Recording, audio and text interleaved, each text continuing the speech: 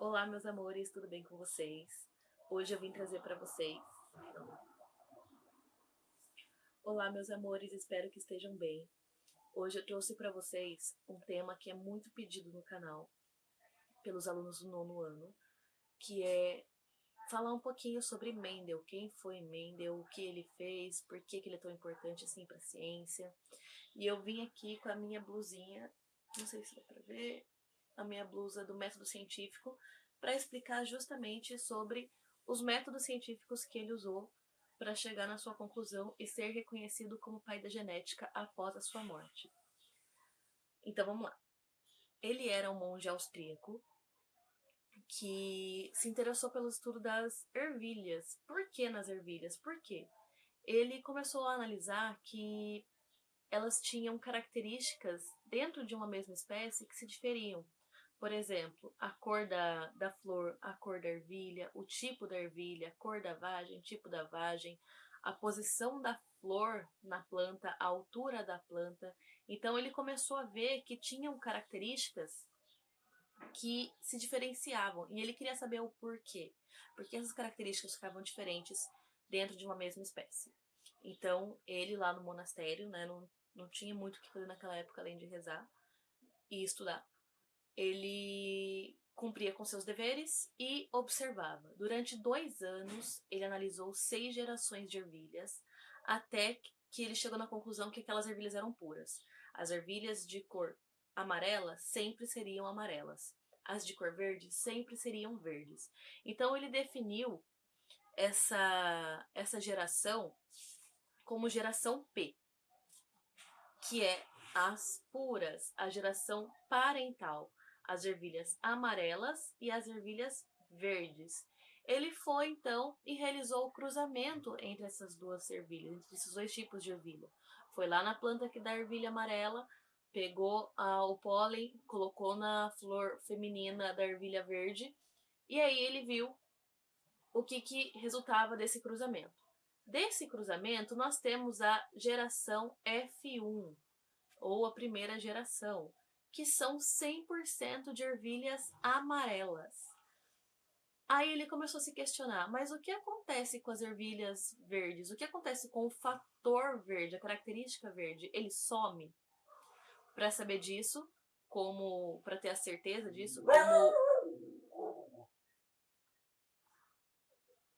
como bom cientista que ele era, ele pegou as plantas que se originaram dessa geração aqui e cruzou entre elas mesmas. Então, as plantas amarelas foram cruzadas com plantas amarelas, todas híbridas, ou seja, vem de dois pais diferentes, e ele viu que o fator verde apareceu em menor quantidade.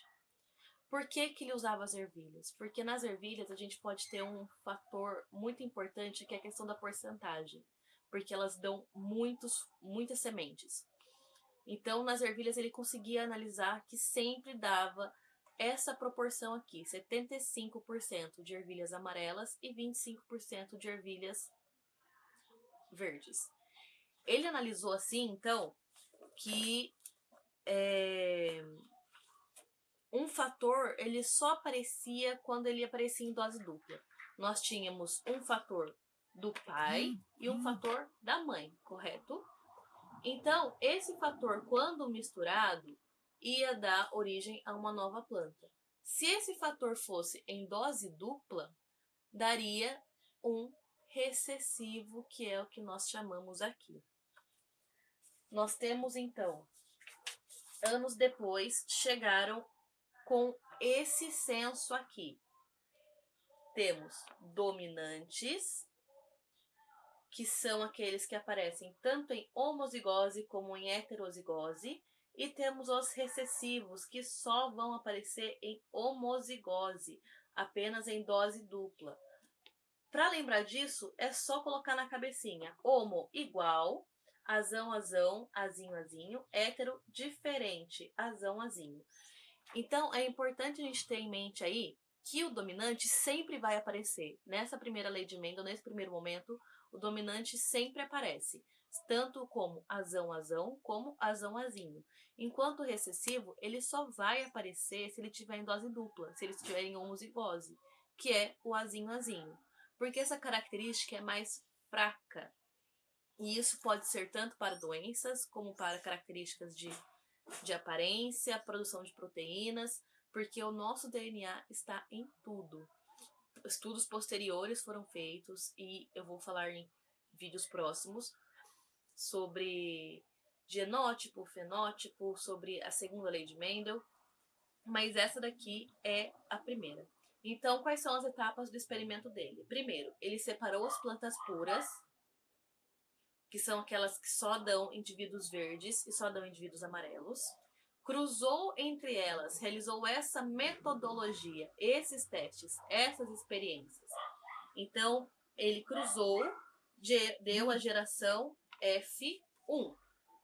Cruzou novamente a geração F1 e temos a geração F2 com essa porcentagem. Esse experimento não foi repetido uma, não foi repetido duas. Ele foi repetido várias vezes no intervalo de 12 anos, que foi o período que Mendel pôde estudar as ervilhas.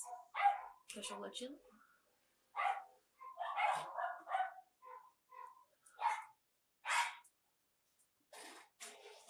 Depois desse período, ele assumiu as obrigações do monastério, ele subiu um cargo no monastério, então ele precisou se dedicar à vida clerical.